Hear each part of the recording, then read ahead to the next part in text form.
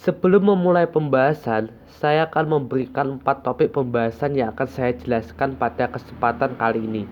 Yang pertama, kita akan membahas tentang pengertian aktivitas fisik. Berikutnya tentang tingkatan aktivitas fisik. Selanjutnya kita akan bahas tentang perencanaan aktivitas fisik. Dan yang terakhir adalah pola makan terjaga dan istirahat yang cukup. Oke, kita bahas satu persatu terlebih dahulu.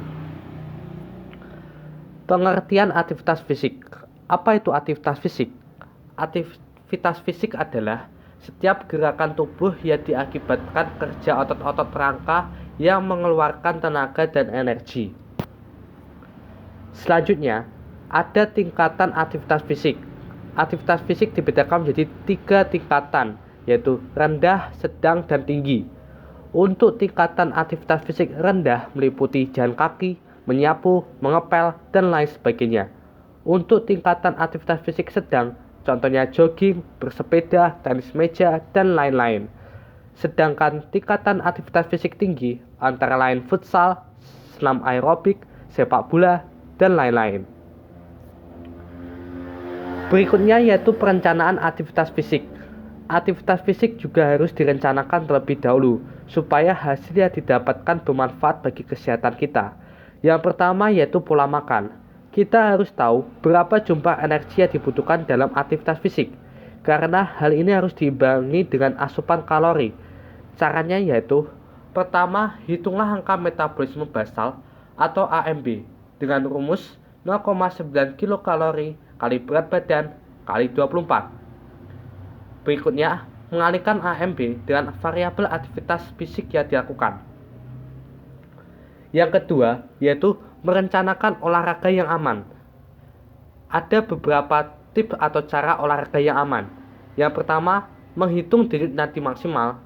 Yang kedua, memantau denyut nadi saat berolahraga. Yang ketiga, melakukan olahraga minimal 3 kali dan maksimal 5 kali dalam seminggu. Yang keempat, intensitas denyut nadi sedang sampai berat, yaitu 60% sampai 80% dari denyut nadi maksimal. Yang kelima, dilakukan selama 25 sampai 60 menit. Berikut ini adalah contoh penghitungannya. Yang pertama, misalkan saya dengan berat badan 52 kg, maka AMB-nya adalah 0,9 kilokalori kali 52 kali 24 sama dengan 1123,2. Kemudian kalikan dengan variabel aktivitas fisik yang dilakukan. Jika melakukan tingkatan aktivitas fisik rendah, maka kalikan dengan 1,55.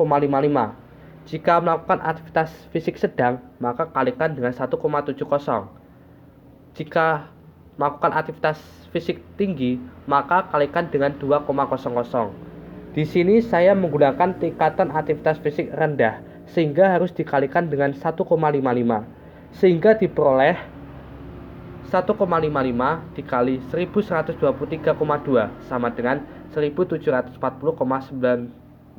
kilokalori. Kemudian cara menghitung denyut nadi maksimal atau DNM, yaitu mengurangkan 220 dengan usia kita. Misalkan umur saya adalah 16 tahun, jadi DNM saya adalah 220 dikurangi 16 sama dengan 204 bit per menit atau BPM. Kita tahu bahwa intensitas aman berolahraga adalah 60% sampai 80% DNM, sehingga didapat denyut nadi olahraga yang aman buat saya adalah 122,4 sampai 162,2 BPM. Selanjutnya, kita akan membandingkan orang yang aktif melakukan olahraga dengan orang yang pasif melakukan olahraga. Untuk orang yang aktif melakukan olahraga, maka akan mempunyai banyak manfaat, antara lain meningkatkan kebugaran, menyehatkan jantung, membuat awet muda, meningkatkan imunitas tubuh, mengurangi stres, dan lain sebagainya. Sedangkan orang yang pasif melakukan olahraga akan mendapatkan banyak penyakit seperti tekanan darah tinggi, sakit jantung, diabetes, masalah kesehatan tulang dan sendi, depresi, dan lain-lain. Selain berolahraga, kita harus memperhatikan pola makan kita. Untuk makan pagi, idealnya jam 7 sampai 8 pagi. Makan makanan yang berserat dan jus buah.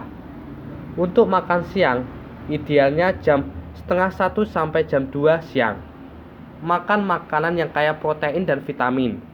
Untuk makan malam, jam 6 sampai jam 9 malam. Maka makan makanan yang bernutrisi dan rendah gula. Berikutnya, tubuh juga membutuhkan istirahat yang cukup. Caranya yaitu dengan tidur 7 sampai 8 jam sehari. Yang kedua, lakukan jalan-jalan di waktu senggang. Yang ketiga, akhiri hari dengan santai. Yang keempat, ruangan tidur haruslah sejuk dan sehening mungkin.